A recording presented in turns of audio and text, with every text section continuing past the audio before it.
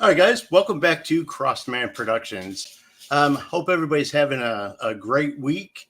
We're halfway there. We're Wednesday, so 2 more days, and we get to enjoy the nice weather that we're having this weekend. So I am super excited about having my next guest on. You know, I told you guys I've met a guy named actually become my agent. And Steve has just introduced me to some very just really incredible people. Um, the my next guest is one of the guys that he introduced me to. This guy's just got such a crazy journey, a lot of interesting stories. So I really want to bring him in and introduce him to you guys and get to really get to know him. So I'm going to bring in Marc Sheffler. What's up, brother? How are you, man? Nice to be here. Thank you for me. Man, I'm super excited about having you, man. We've talked a little bit, and dude, you just have some of the most awesome stories. I guess they are stories now, but at one point in time, it was my Monday through Friday. So right, exactly. So I mean, you just have you lived an interesting life. You're an actor, you're a comedian. Uh, you know, have you done any directing and writing or? Oh yeah, I actually I've been a television writer more than anything else in my career. Oh, okay, cool. I wrote a lot of sitcoms and a lot of specials, and I wrote on those shows. Right. And worked at all the studios and all the networks, and raised my children writing TV shows. Wow. So we're going to get into all that. So first thing we do is I'm going to have you introduce yourself. Kind of share with my audience kind of where you were born and raised and what was life like for you growing up? Well, everybody can read. My name is Marc Sheffler. Right. I was born and grew up in Pittsburgh, Pennsylvania.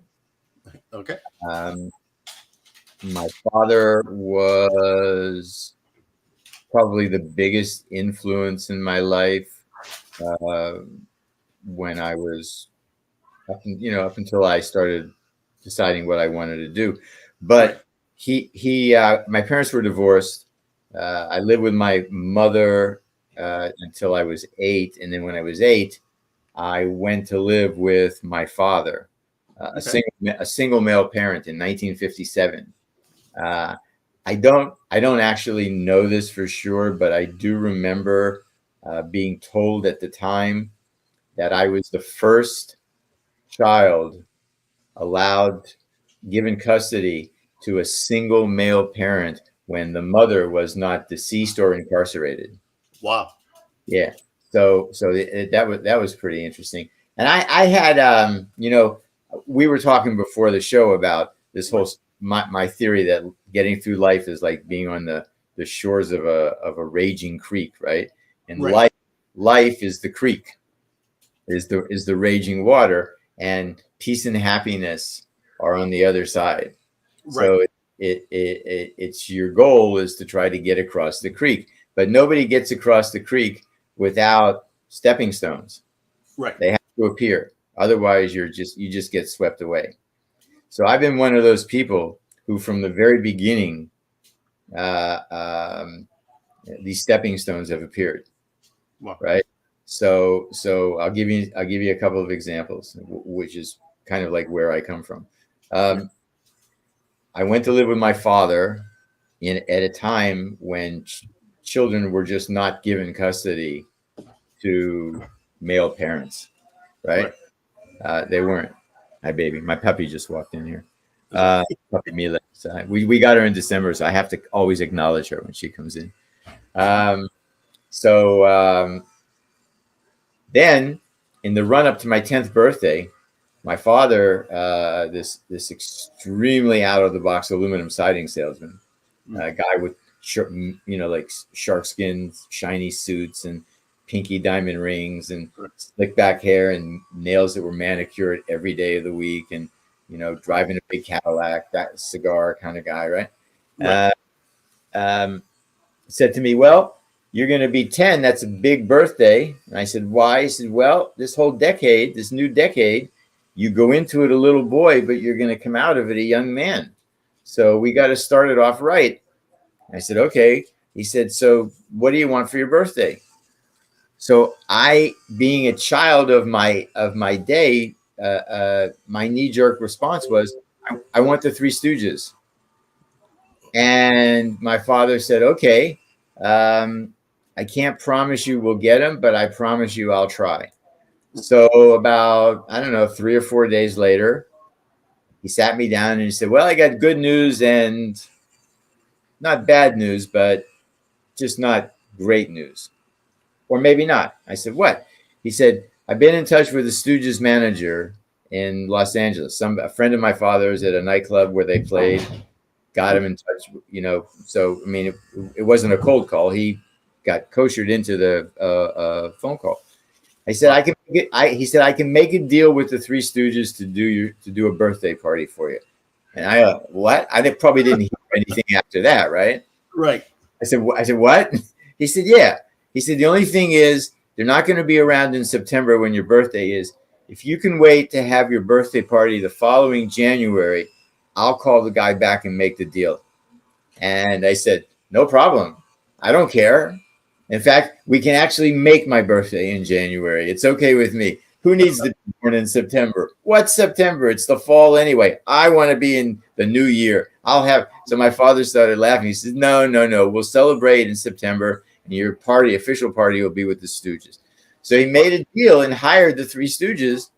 And in January, in the first weekend of January of 1959, I was in a nightclub with about 80 of my friends and family, their family, and people who couldn't believe that some guy hired the Three Stooges for their son.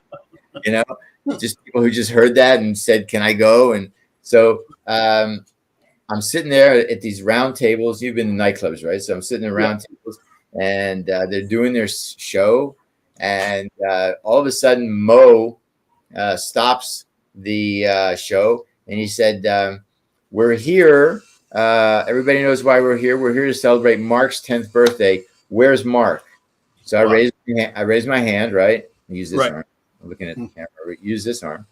And he said, Mark, your dad tells me that you're Pittsburgh's #1 Stooge fan. And I said, I am. So Mo put his hands on his hips. He says, yeah, well, we'll be the judge of that. Why don't you come up on stage with us? So my father leaned into me and said, listen, kiddo, there's no time to explain this now. Just get your ass up on that stage. So I went, and, I ritually every day after school at that time go home and watch 3 hours of Three Stooges shorts, from like 3 to 6. So I knew all of their stuff in the order that they would, that I had seen it done. Right. So kind of like in the middle of that, Mo stops it again and says, puts his hand on my forehead and says, I dub you the 4th Stooge. Wow. And those 80 people might as well have been like 8,000, man. Applause. They stood up. They went like this. And that's the fucking day of my life. Wow. Where that stepping stone appeared and said, this is the direction you need to go in, man. Because I felt so warm. I can close my eyes and remember it. I felt so warm and embraced in that moment. I said, man, I want more of this shit. So that's the day that the runway lit up for me. And I knew if not intellectually, of course, I knew kind of intrinsically where I was headed. And, I've had a lot of those moments, those kind of moments in my life, right? Like I wasn't the original person cast in Last House for Junior. I wasn't. I replaced somebody. The original actor who played that part, you remember a porn movie called Deep Throat? I've heard of it. Yeah.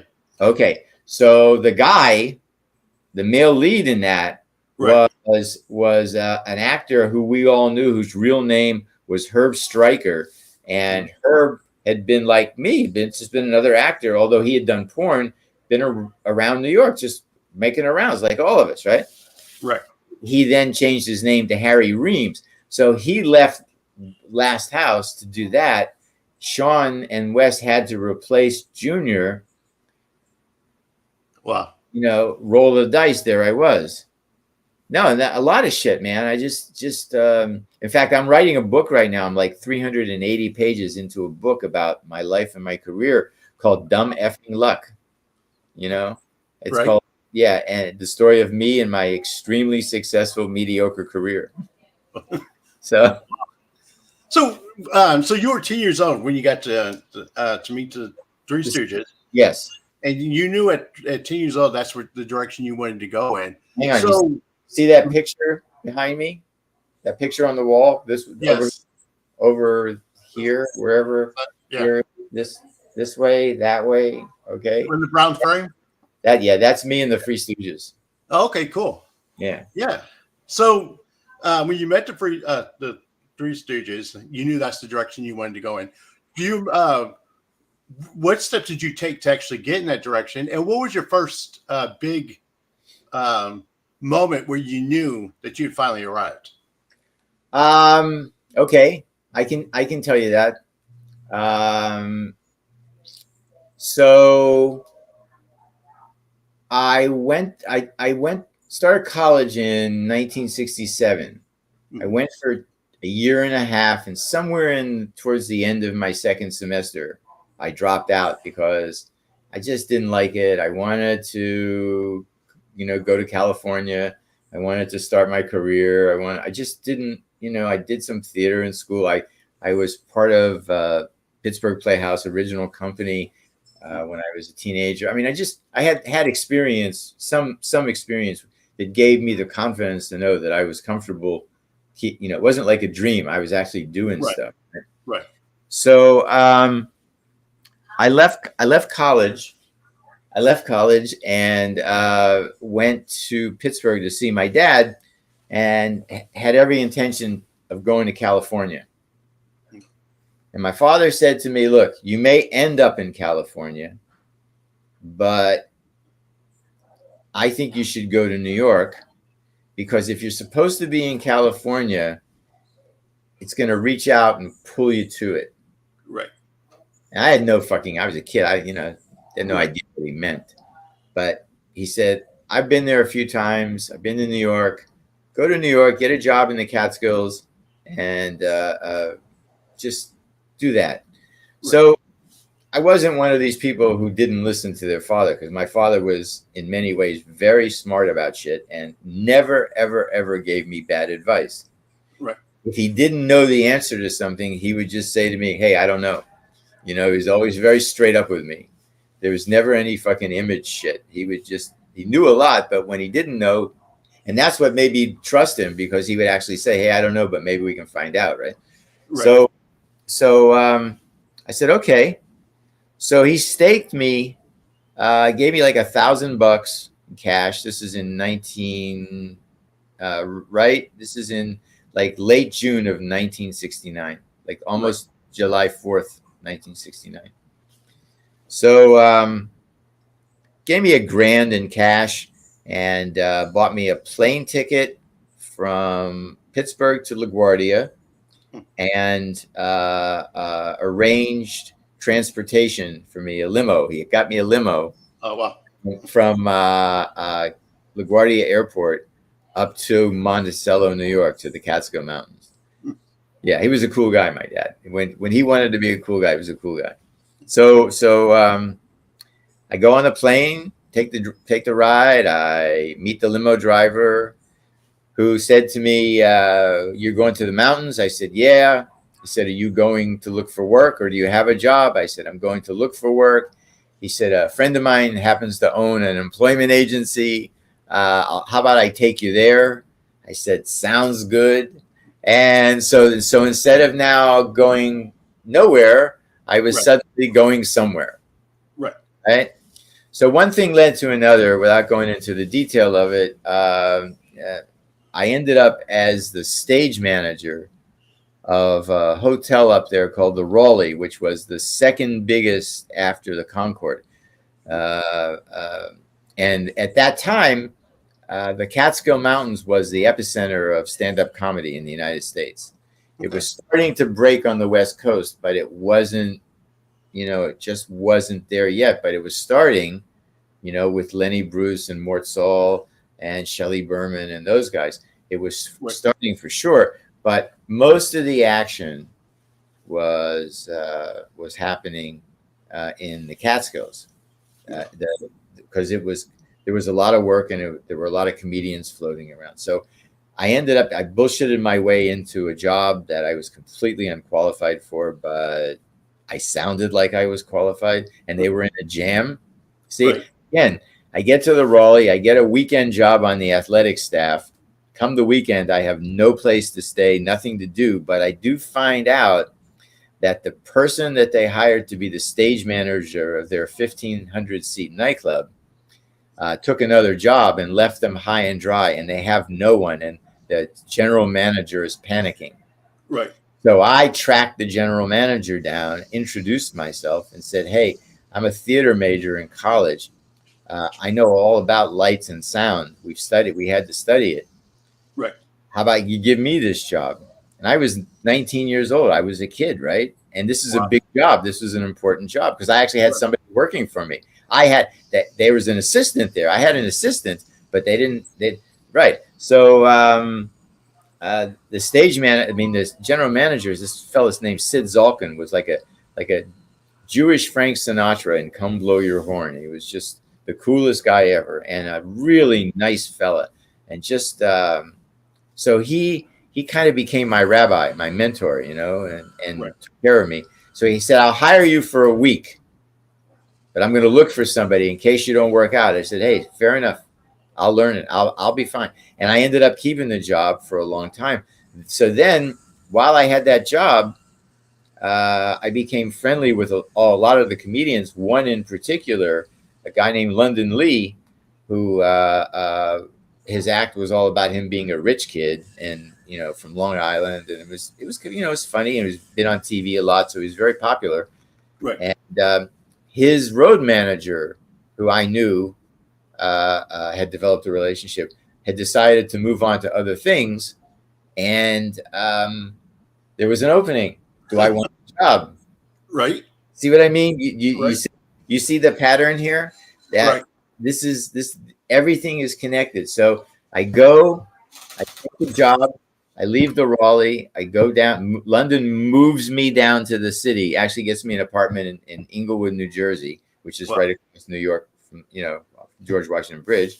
Right. Lived in Closter, New Jersey. So the first couple of months, all I did for him was run errands for his wife, drive him to gigs, stand there, keep my mouth shut, learn, yada, yada, yada. So then I wrote a few jokes, gave them to him, and they worked, and they worked well. Right. And he said, "Oh, okay." And he had two writers. There were two top stand-up writers in New York at that time. A fellow named Sherry Cloth and a fellow named J.K., Jules Kleinhaus, but he went professionally by the name of J.K. Okay, so Sherry Cloth was a guy who lived in this elegant apartment on Sutton Place, and he looked like a Jewish Buck Henry. Okay, he was very preppy, and whenever he would have material to deliver to London, it would be all typed up and neat and in a folder. It's very just prissy and and JK was the exact opposite. JK was like Zero Mostel including the sideways toupee, and heavy set guy who would sit in the back of London's Lincoln that I was driving up the freeway, the New York Thruway to these jobs, screaming, "Oh, London, I think I'm having sick here. I'm sick. I'm getting sick. I need a piece of layer cake. I need a piece of cake. I need a piece of cake." I mean, it's like, this is going on like up and down the freeway. So then I stayed with London for a year, And then I left. And a couple of months after I left, I got Last House. And then things got quiet after Last House for a couple of years. I hooked up with a commercial director friend of mine in New York who I'd done a couple of commercials for. True story. This is, people say, how do you decide you want to be a writer? How do you decide you want to do this? So Last House, like I said to you earlier, I was like one of the lead actors in a film that was top 10 in the United States for about 3 weeks. Right. Greatest thing about that was, for me at the time, there were women, like, it was unbelievable. It was like I didn't know who I was anymore. There were so many women that just wanted to be around me. Right. I was in this movie. It's a true fact, Right. So I took advantage of that and enjoyed myself. Unbeknownst to me, it was going to go away in about 2 weeks. So I treated it cavalierly. And 2 weeks later, when Last House disappeared off the charts, so did the women. Wow. So being, in my early 20s, very early 20s, I said, I got to find something else. And I was panicking because nothing was working. I was now back to just being an out-of-work actor. Right. Just on the streets again, man. Nobody cares that I was in a movie. Who cares? It's gone. It's off the charts right now, right? Wow. Yeah. So I'm at a party one night, and I look across the room by the refreshment table, and there's a guy, like, kind of looks like me, talking a storm up to some beautiful model, just fucking gorgeous girl, like cover girl looking girl. So I feigned hunger and moseyed on over there, and I hear this guy say to her, yes, well, I'm sort of in a bind. My agent on the coast, I need to send him the script, and I'm just stuck in the third act, and I'm trying to figure it out, and I have a turn. I don't know if it's going to work, and and I'm thinking, this girl is mesmerized by this fella. She's like fucking mesmerized. And I listen more, and I figure out what's going on. I thought to myself, well, I can do that. I can tell girls I'm a writer. That seems to work. So I bought a bunch of books on writing and screenwriting, television writing, playwriting, and I read them cover to cover and learned and, familiar with the words and the phrases and the terminology. And I developed this rap about a film script I was writing. And like fourth or fifth time I did it, it started to really work because I had all the bullshit down. I had the whole rap down. And it worked for a while. One day I'm sitting in the office reception area of this commercial director I mentioned. Right. And I'm there to audition for something. So I'm doing my thing to some girl, some actress, and it's like right at phone number stage, right? Right. Like right ready to get the phone number. I get tapped on my shoulder, and I turn around, and it's the director, Lee Lacey. And I said, Lee, how are you? And he said, fine. How are you? He said, can I talk to you for a second? I said, sure. He said, listen, I have an agent at William Morris in Los Angeles. I was listening to what you were saying to that girl. I want to see that script when you're finished. Let me send it to my agent. So I said, Lee, you've been very nice to me. You hired me. You bring me in, when a casting director doesn't think of me, if you think I'm right, and I really appreciate this. I'm going to be straight with you. There is no script. No script. There's no story. There's no typewriter. There's no late hours. No any of that. Right. I've made this up so I can be successful with women. Right. And he said to me, does it work? And I said, nearly flawless. And he said to me, then you're a fucking idiot. And I said, why? And he said, because if you can get women to drop their pants by what you're writing, saying, you need to write it down in a real script give it to me and let me send it to my agent, and we'll use this power that you have for a better purpose. Right. And I said, I never thought of it that way. I never thought about actually doing it. Right. That never crossed my mind. Okay. So I wrote it, and it took me, I don't know, 9 months, 10 months, a year. I just plotted my way through it, got it into some decent shape, gave it to Lee. And about 6 weeks later, he called me up and he said, how'd you like to move to Los Angeles? I said, what are you talking about? And he said, I said, what are you talking about? And he said, well, I gave it to my agent, who didn't think it was a feature, but he gave it to the TV department, and they have a deal at NBC. All you have to do is say yes. Wow. I said, did you hear that? He said, hear what? I said, that was me screaming yes. All those And so when I told my father what happened, it occurred to me that that's what he meant. Right. He said, if I'm supposed to live, because they paid my way out, I landed in Los Angeles, I had money in the bank, I had a car, I had an apartment, and I had an office. And William Morris is my agent the very day I landed and moved there. Okay. Right. Yeah.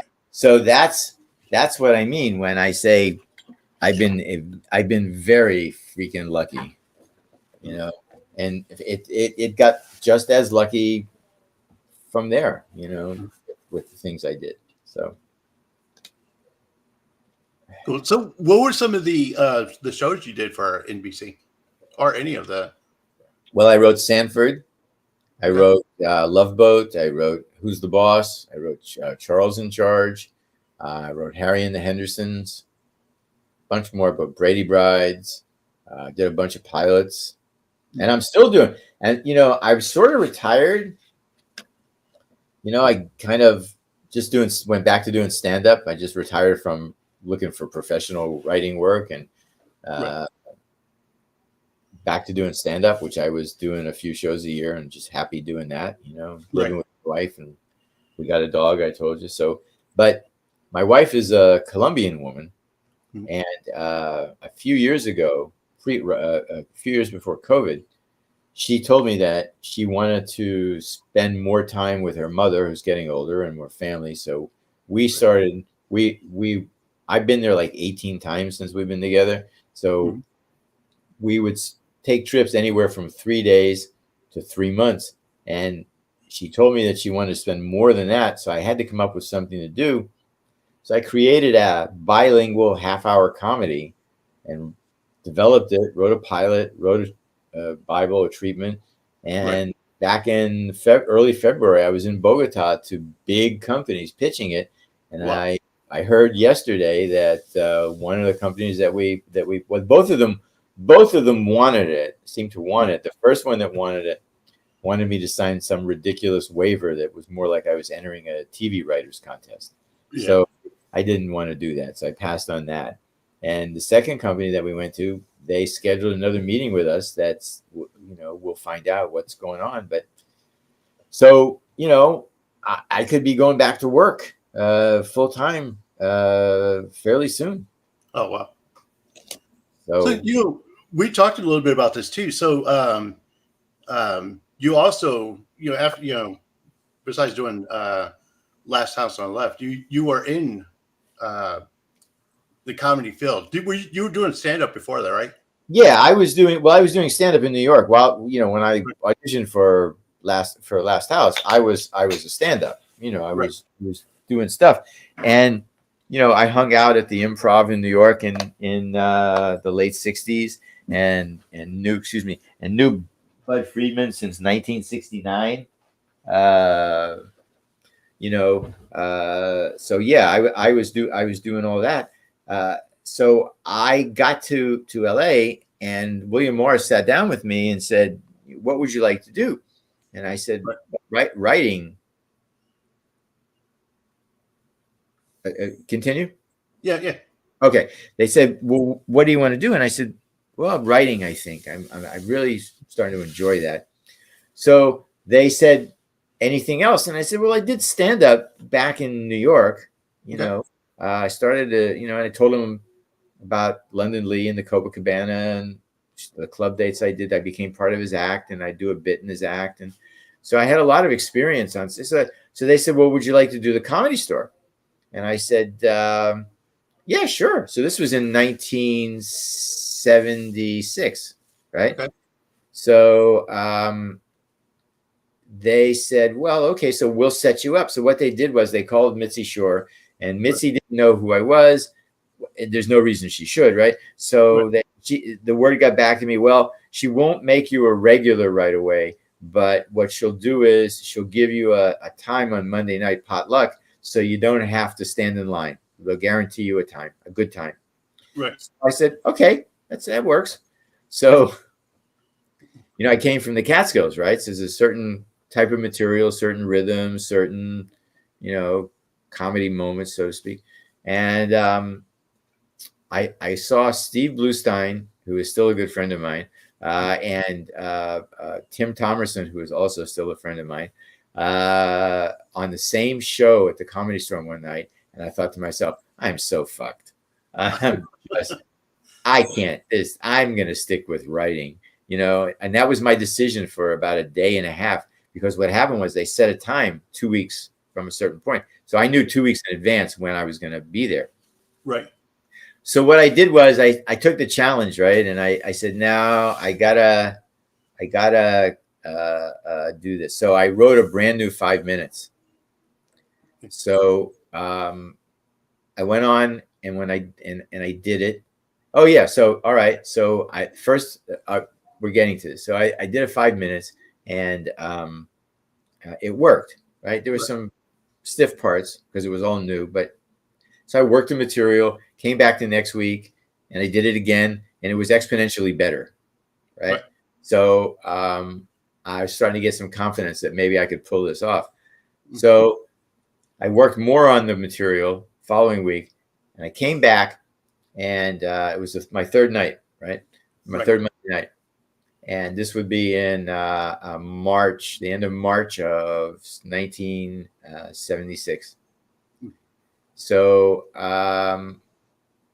I noticed that Mitzi is in the audience at her booth. She's showcasing somebody, not me, somebody else, right? Right. So I said hello to her, and she said hello because I had introduced myself previous. I said, I'm the William Morris. I know, Mark, I know. So I got very lucky. The 2 or 3 comedians before me did really good jobs, right? So the audience was here. Right. And I went on at like 10:15, 10:30, some prime cherry time spot. Right. And I knew, all my experience, I knew that all I had to do was not lose them, and it would look like I did a great set. So I did the material that I had, and I squeezed every fucking laugh out of that 5 minutes. It was like joke dust that was like on the stage when I was finished. It was like nothing left.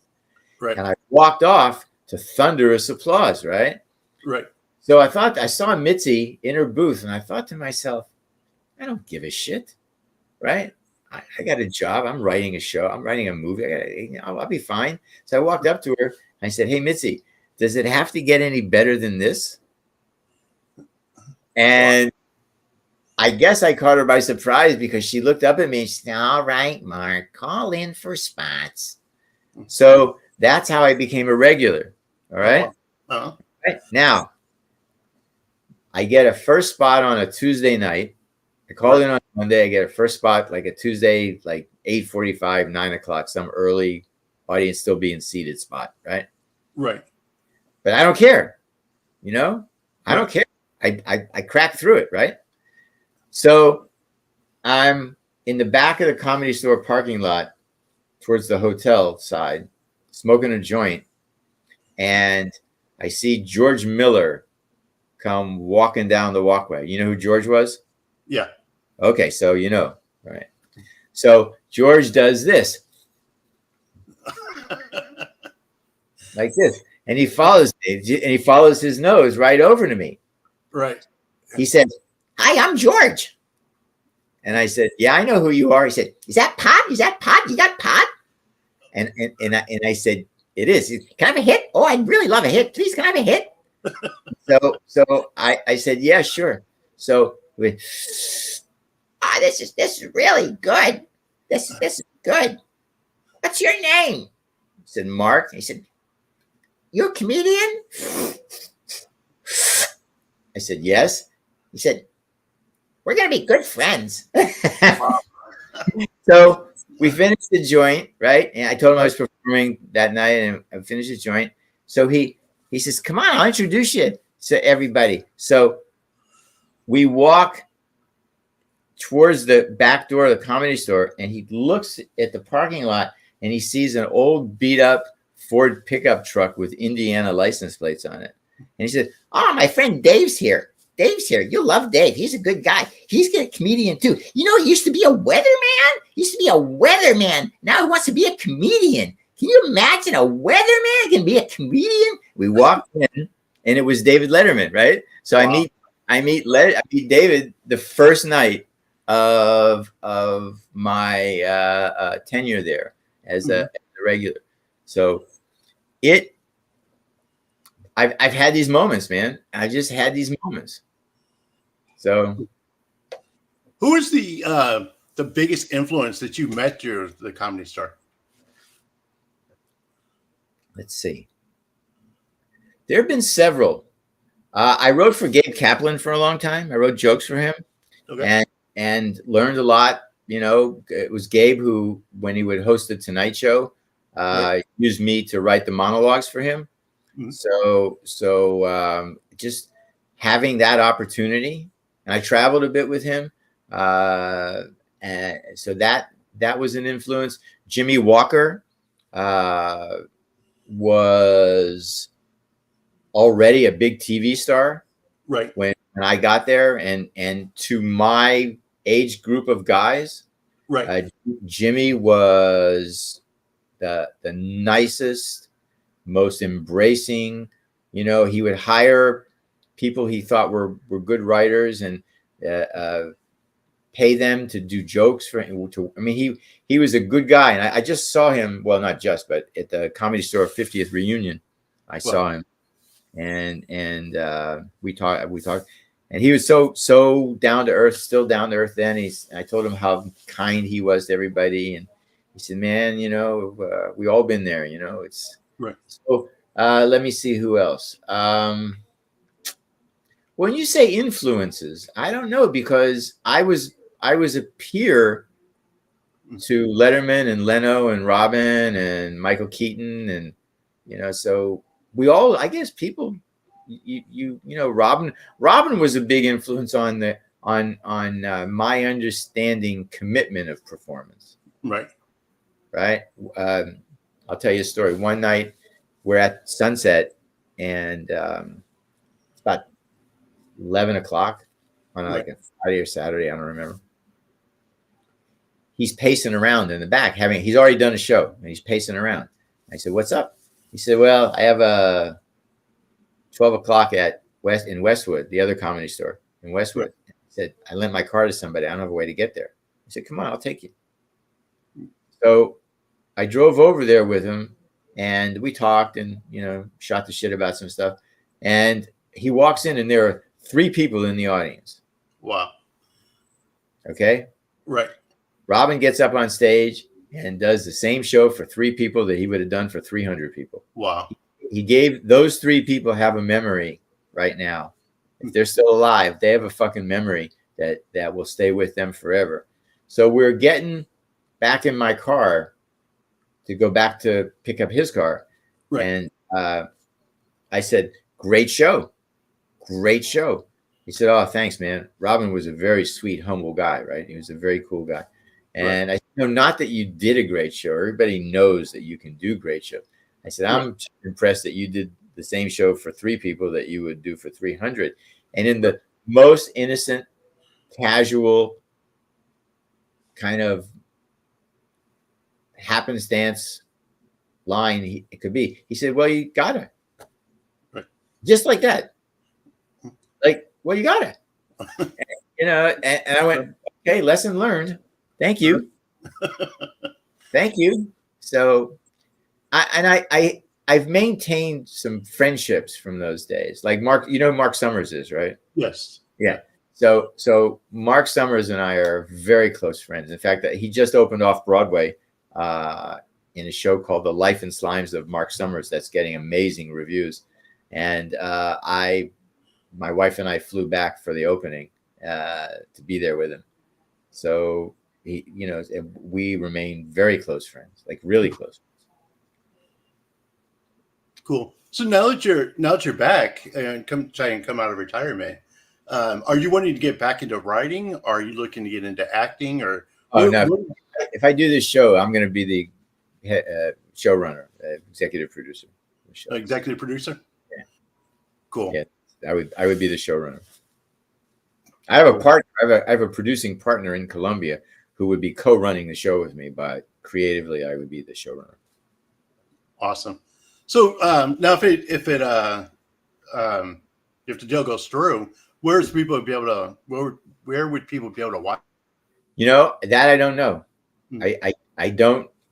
We're at the place where I've pitched it, right? And instead of hearing "thank you" but no thank you, I heard we'd like to have another meeting. That's all it is right now. Right. I think it's a really good script, and I think, if I can cast it properly, it'll be a good show. But I've been down this road many times in my life, and until I'm actually doing it, I ain't doing it. Right. But it looks good. I think it'll happen. I really believe it'll happen. So let me ask you this, because you've been doing this for such a long time. Mm-hmm. What's the biggest lesson that you've learned? Never give up.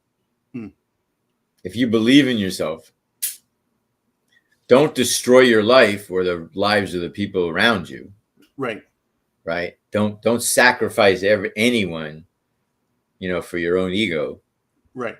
But if you really believe in yourself, you can't give up. It's like, I don't really have to do this. Right. Like, if I don't do it, I still live in a nice house. I still drive a nice car. I still can come and go as I please. I don't work. I don't have to work. Right. My wife doesn't work. We live like teenagers with really big allowances, and we have a wonderful dog, and my kids are all grown and functional. So I don't need to do this, but it's a really good story, right? And I really want to tell it, and right. I want to do it. Used to be I used to do shit for money and say I want to do it because it pays really well, but I really want to tell this story because it's funny and it's charming, and it's kind of like a inside out telenovela. You know what telenovelas are, right? Right.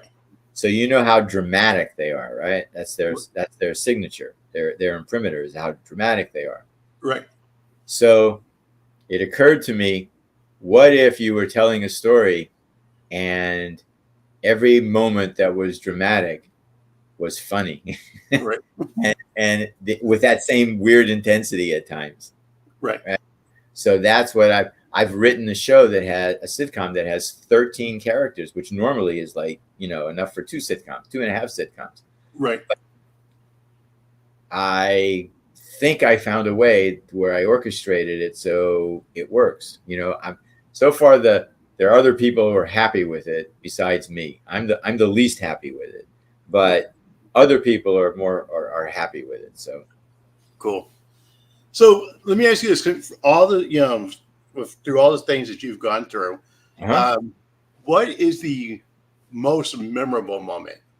Oh man, fuck. We're going to ask the tough questions here. That's a really tough question. I don't know. I think I give you a few of them, right? Okay. When I was working with London Lee, we had a bit in the act where there was his bit that he used to do with his previous road manager, which was halfway through his act, he would say, "I'm thirsty. I need some water." And he would look in the wings and he would call out, Mark, would you bring me a glass of water? Right.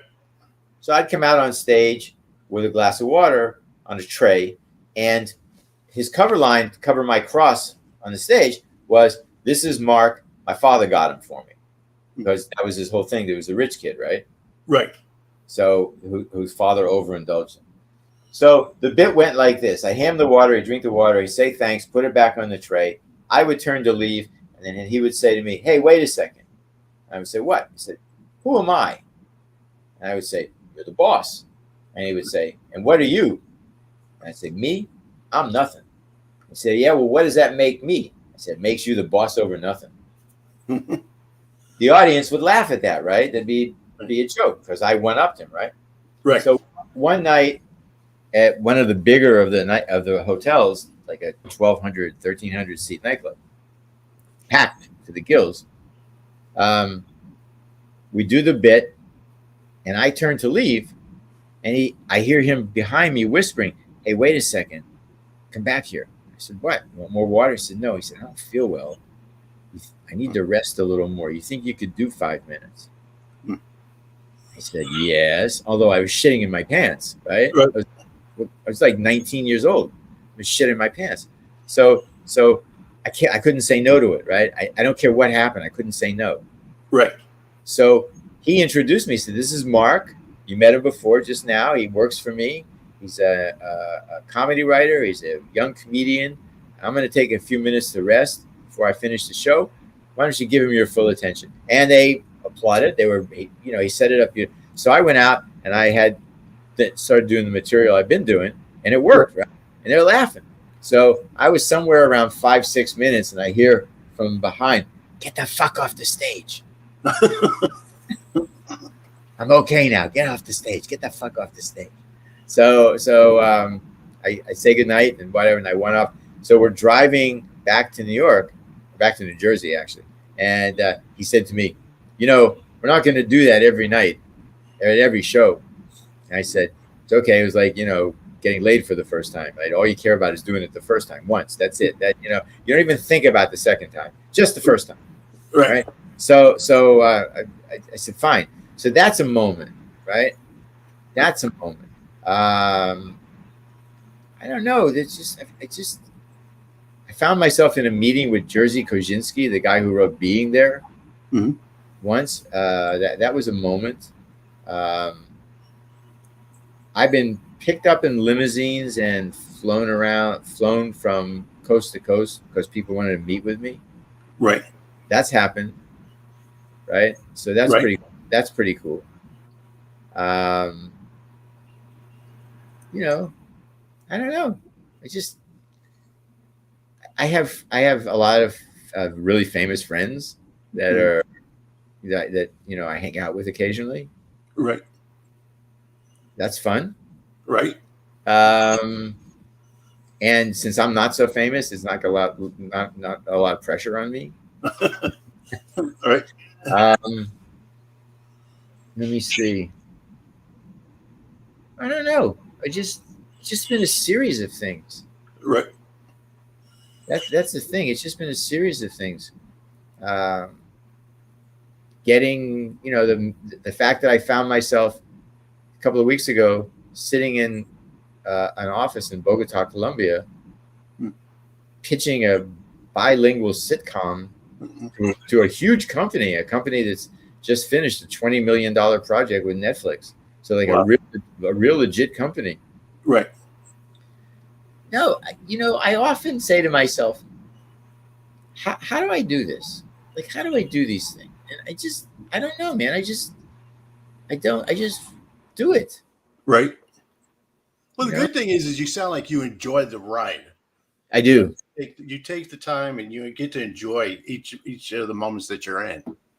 I do. I much to the chagrin of my wife, I love being the center of attention. Right. I love entertaining people. I love telling jokes. I don't like to do housework. Again, my wife doesn't like that. Right.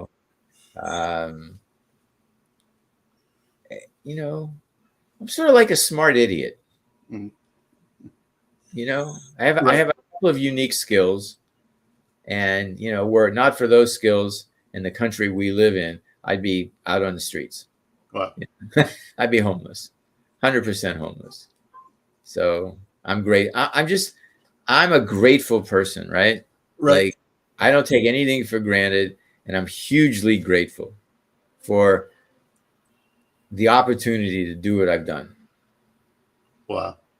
You know, and I'm just I had a vision when I was a kid of what I wanted to do with my life, and Right. I've pretty much done it. Right. Yeah, and I'm still doing it. So it's, you know, I'm going to be 75 on my next birthday. Oh wow.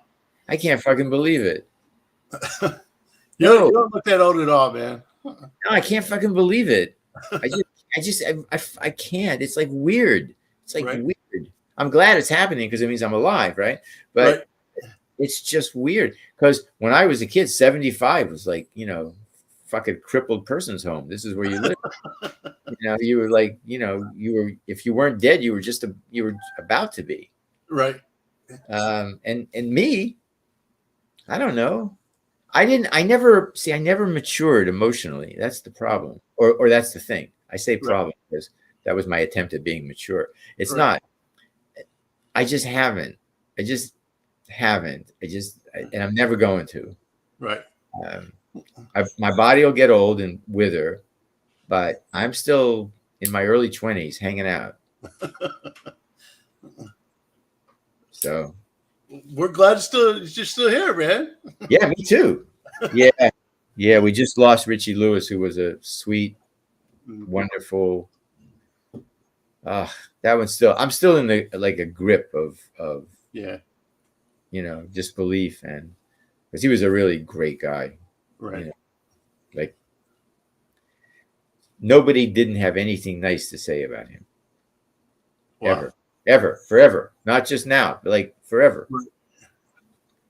Well, cool, man. So, like I said, you know, I watched the Last House, the original Last House. Right. So I'm gonna go watch the remake, and then I'm gonna do a movie review. Okay. On to see the difference. Now, you wrote something about the there's an art remake. There's an article online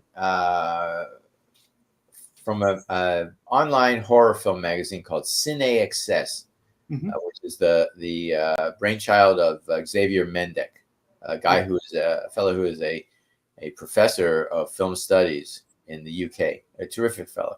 And several years ago, he asked me if I would write a compare and contrast the first one to the second one of Last House, and respond to a thesis statement that a woman who is a film professor wrote. Right. So I watched the film and I read her thing, and I said to myself, you know, I think the first line of the article, I said, if Last House on the Left, the original, didn't exist, could this film survive on its own? Like if it wasn't, like why didn't they call it something else? Right. Right. So the two films are not anything alike in any way, shape, or form. Like just on the broadest of narrative strokes, they're similar, but they're doesn't look like Last House. It's you know, it's tricked up, it's Hollywoodized. You know, our film was raw and visceral and hit people on a very basic level because it wasn't raw, or I mean, it wasn't tricked up. It was raw. Mistake, but it was very base, right? It was to me an episode in America's ongoing class warfare. Like I don't view it as a horror film. I view it as visual commentary on class warfare, because that's what it's all about. Right. There's nothing horror about it. Like, you know, no monsters or surreality or you know, satanic bullshit. These are just some bad motherfuckers who do some really horrible shit to some decent people, But Right. who prevails at the end? The rich Right. people. The Right. rich people prevail. Not the powerful criminals. The rich people. Right. So, that's what it was. And I've had an ongoing love-hate relationship with it. Now I'm sort of really understanding it. Here's some trippy shit. I mentioned earlier that we all thought it wasn't going to do any, no one was going to come to see it. Right. A year ago, 2 years ago, August, a friend of mine in Pittsburgh sends me a link to the Museum of Modern Art in New York City. Last House on the Left was one of 6 films chosen from the whole world Wow. to be in an exhibit. Yes, all of filmdom. The length and breadth of filmdom. We searched 6 films that expressed the emotion, the visceral emotion of having a visceral effect on the human body, like Wow. a film you can see that makes your body react. Right. Right. So, from being a piece of shit that I didn't think anyone was going to ever see outside of these drive-ins, to being part of a exhibit at the Museum of Modern Art, pretty trippy. Right. Cool. And I played a very a small part, but a good part. Right. Part. So if you guys, haven't seen the original, now this was made in what, 1972? 71. And 71. Yeah. So if you guys haven't seen it, you got to go back and watch it. I know it's on Tubi. That's where I watched it. Yeah. And then I'm going to go watch the remake. And then I might have you come back on and we'll do the review together. Then you can tell me your thoughts. Yeah. I mean, I haven't seen the remake in a long time, but I remember it. And the thing is, Garrett Dillahunt, who's in is sort of a pal of mine. He's a terrific guy. Right. He's the only one I sort of know from that cast. Cool. Yeah. And I talked to somebody else about remakes, because now they do remakes of almost everything. Yeah. And the thing that I hate about remakes is the remakes is nothing like the originals, especially like going back to shows like the A-Team. They do a movie for the A-Team. 21 Jump Street. No, because you see, anything that's worth remaking has an intrinsic magic, right? Right. It has a thing, and you can't recreate that thing. Right. You use the same script, same everything, but it's that amorphous, intangible that becomes, right. What did we talk about initially? Chemistry, right? This chemistry thing. You can't. I've seen the lack of chemistry destroy good scripts, right, and good projects because the actors were like 2 brick walls hitting each other, but there was no cohesion. There was no chemistry. Can't look for the word.